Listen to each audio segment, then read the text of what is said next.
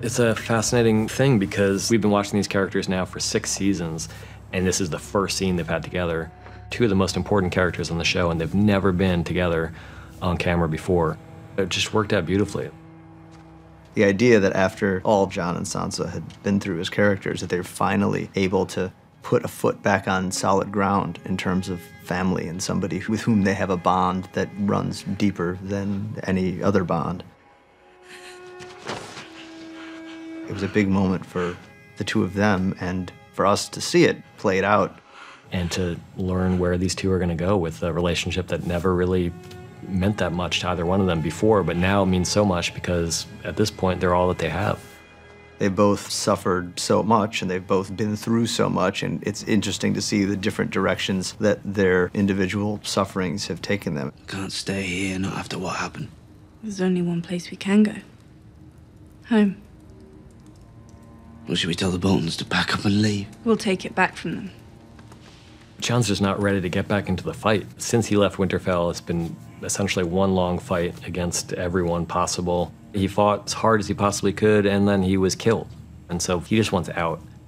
It's really only the additional pull of family and finding out that Rickon Stark is still alive that forces his hand and pulls him back into this fray he was trying to step away from. A monster has taken our home and our brother. We have to go back to Winterfell and save them both. He has to do the right thing. And that's what makes him Jon Snow, and that's why we love him, and that's why he gets himself killed. We enter these negotiations with open eyes. Trust me, my own recent experience with slavery has taught me the horrors of that institution. How many days were you a slave? Long enough to know. Not long enough to understand.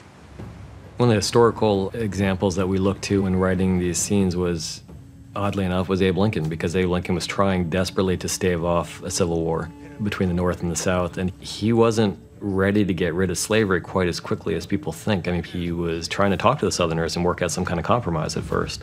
And, you know, with Tyrion, it's, as he says to Grey Worm Missandei, slavery is an evil, war is an evil, and I can't end both at once. So what's the solution here? The whole point of diplomacy is compromise. Here is the Queen's proposal. Instead of abolishing slavery overnight, we will give you 7 years to end the practice. In exchange, you will cut off your support for the Sons of the Harpy. His proposed compromise, which he thinks of as a good idea, is incredibly offensive to Missandei and Grey Worm, who were slaves. And, you know, from their point of view, you don't make a compromise with slavers because that's making a deal with the devil. So they're entering into these negotiations with the slavers with deep skepticism, but Daenerys did choose this man to advise her, so if he's saying there's a chance, they're willing to try it, but with grave suspicions.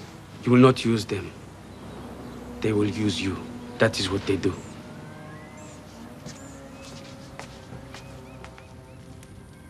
Vos mana vos khal. Ana voka ki yeri. Vos ma an have a drink. Imagine an having knock.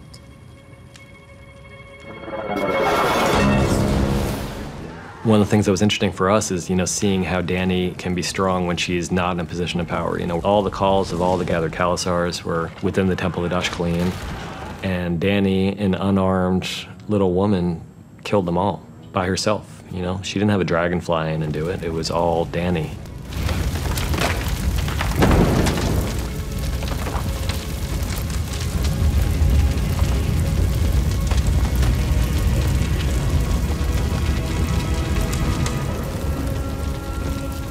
The end of episode 604 was definitely meant consciously to echo the end of episode 110. It's Dany stepping out of a flame to great effect. This time it was just on a much, much larger scale. Rebirth is clearly a theme this season, you know, whether it's Jon Snow or Dany emerging again from the fires. When she did it the first time, only, you know, a few score people witnessed this miracle of Daenerys Targaryen emerging unscathed from the flames. Now it's the Dothraki as a people who witnessed this. The act of stepping out of that burning temple in which all the Dothraki power structure had just perished pretty much makes her the queen of the Dothraki in one fell swoop. And of course, it's hard not to be impressed when you see her emerging from the fires unscathed. It's like a god being reborn, and that's why they all bow to her.